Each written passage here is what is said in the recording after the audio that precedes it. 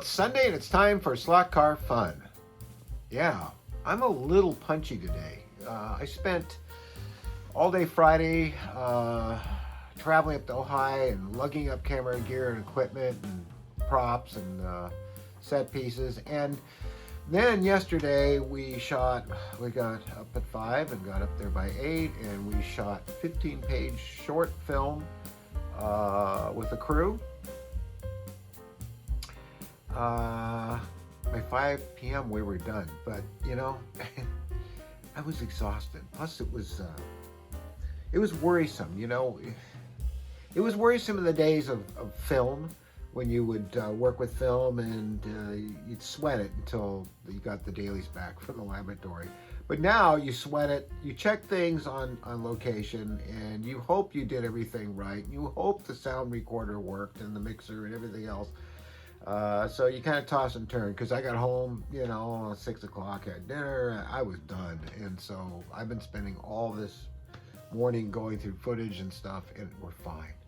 So I'm so relieved I could literally just lay back and fall asleep. But I thought I should do a slot car fun to keep it consistent. I know you guys look forward to it, and you look forward to seeing it on Sunday, because that's when I usually do them. I'm actually shooting it today on Sunday. So to make a long story short, let's take a look at a car I built a while ago, and it was a 124 scale car that I loved. The Lotus Super 7 was always one of my favorite cars ever since I watched The Prisoner.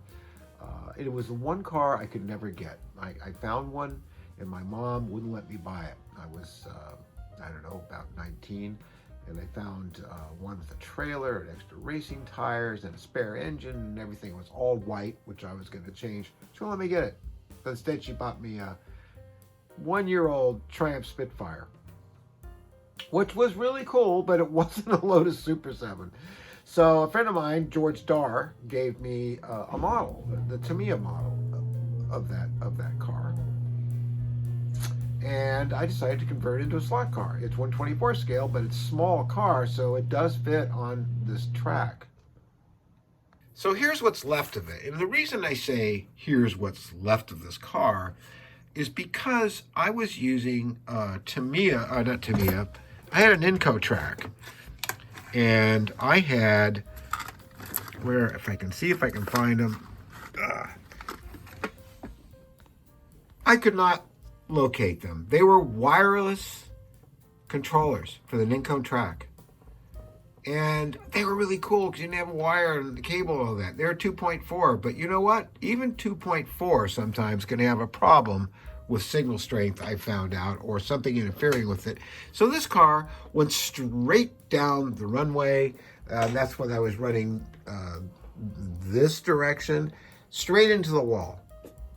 And so the turn indicators were missing, and this got broken, missing a windshield wiper. It was really bad.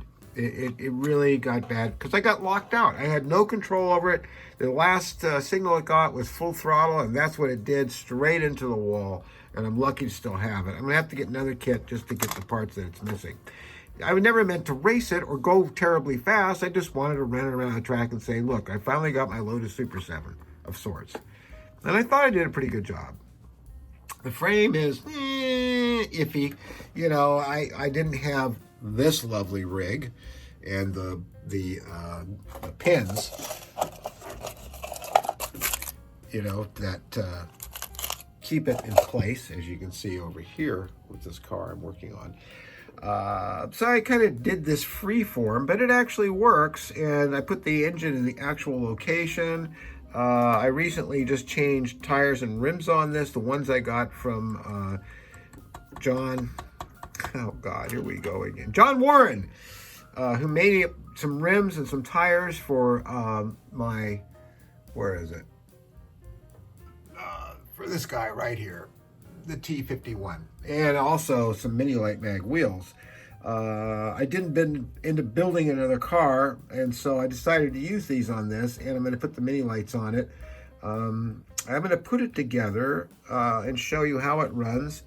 It's not bad. The soldering work isn't very good because I didn't have a good one. at the time, and I did the best I could do. But by golly, it does work. This is a slot guide that's on it. I recently changed the location of it, moved it up higher, and so that the car is nice and level and has approximately the same size tires the Super 7 would have. And with mini lights, it'll look really cool. It's not accurate to what Patrick McGowan was driving in The Prisoner, but it will do.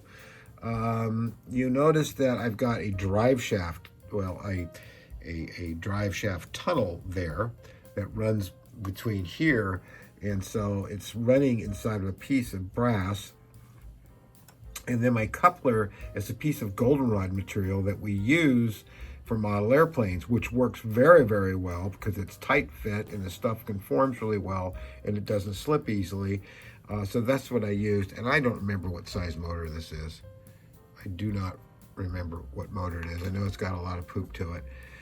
So I'm going to put this back on top of the car, and it's just held in with 4 screws that go underneath the frame, and they lock into, there's 4 holes in there, and the whole thing locks into the body.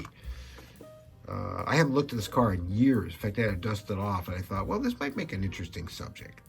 There, I got the body on, and I tell you, it wasn't easy because this car has some really nice details, but let's face it, it was made to be boy, those are moving on me too. It really got badly damaged, and this happened a while ago. I see that the seats are coming loose here a little bit, so I gotta do something about that. But what I thought was really cool is I got the engine in the front where the actual engine is. It'd be kind of cool to put the overhead cam Crossworth engine in there, but I'm probably not going to do that. And the frog eyes, of course, they got broken. This one's pretty straight. This one's a little crooked. I need to adjust that. And the other problem I had is once I changed the location of the slot guide to accommodate the car, not, as you can see now, it's rolling on its wheels, front wheels. Before, they were kind of sitting up kind of high because the slot guide was under the plate, or the plate was actually underneath the frame instead of on top of the rails, which adjusted it just enough that now that it sits level where it's supposed to be. So, yeah, we're sitting kind of high in the back, just like the real thing. It wasn't that way with the other tires I had on it, but it's okay. I'm going to put the hood on this. I'm going to see if this car will still run. I did put some new brushes on it. Isn't that cool? I mean, it's just so cool. I mean, I can't wait to get the mini lights on it. It'll be pretty neat. I don't know how this is going to run. We'll find out. I'm going to go real slow because I do not want to end up with a broken car. Must be the brushes, because it just stopped on me. Let's check it again. Those are the brushes. It just, I need to adjust them though, I'm sure. I'm going to adjust the brush. I have to remember when I'm lifting this car up to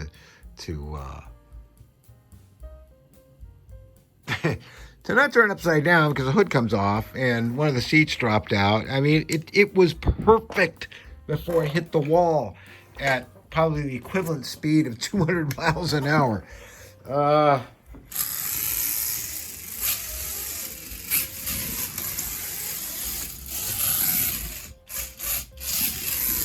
If I get all the way around the track, I'll be happy.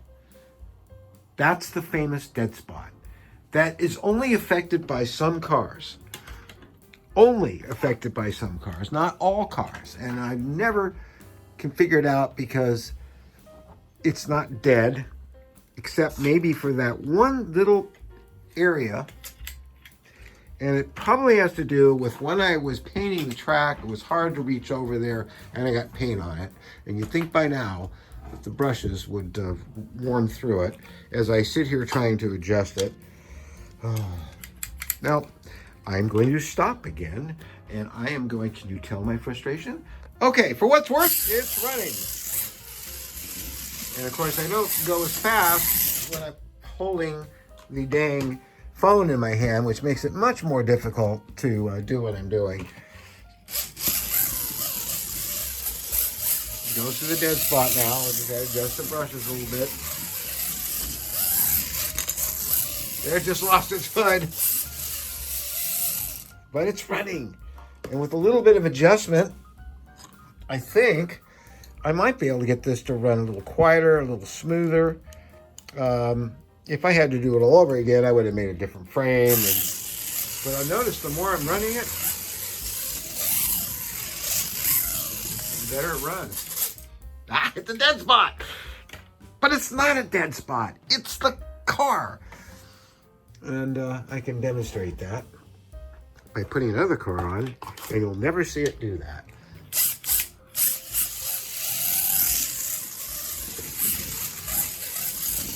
I hope you're enjoying this as much as you got to at that time. Yes, it runs. Proof on video. I'm glad I put it back together. I'm glad that I fixed most of it, and I can't wait to put the mini lights on it and get it to be a little quieter. But now I'm going to show you what I mean about the dead spot over there. NSR. Yep, NSR 917. I had to look for a second. Okay, I'm batting 100 a day. This is what happens when you're exhausted from shooting a movie. You know, people are telling me that I'm getting too old to do this stuff. Making movies and working myself hard, but you know what? I disagree. Anyway, let's do nice and easy. Tires are dirty. Do you see any dead spot there? Maybe you guys can solve the big mystery. Here, I'll go slow through it even, see? No problem. And by the way, this is a lovely car. This has got to be one of my favorites. I'll go extra slow. There. See? No problem. And I mean, it doesn't matter what car I run, except for like a couple of them that I have. Here, I'll switch cars. I'll put my old Ninco Porsche that has been through the wars, that I put lights on, over to the same spot, nice and slow.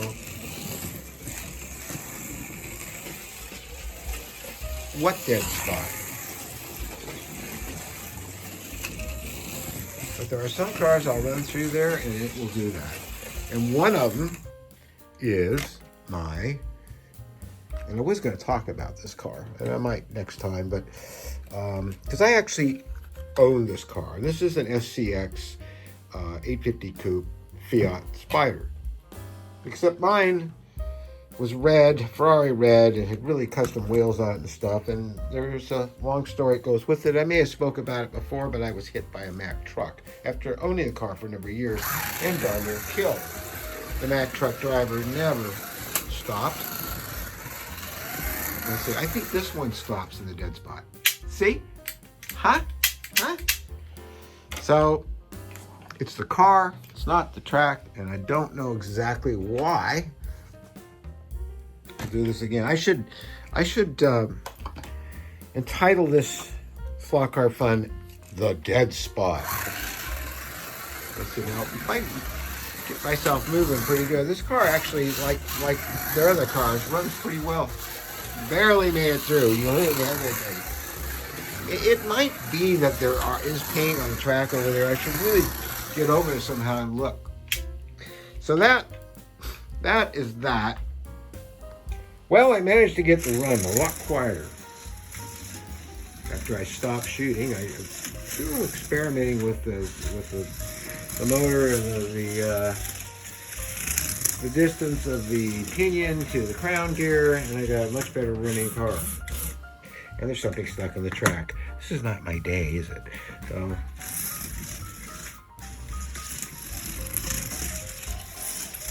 and you can hear it's a lot quieter. It runs a lot smoother.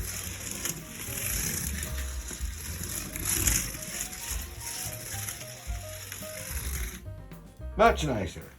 Ta-da! And the mystery of the dead spot, I think it's the brushes. I played with them and it made a difference. So I hope you enjoyed this week's Slot Car Fun and the dead spot. We'll come back for the mystery spot next week. See you then.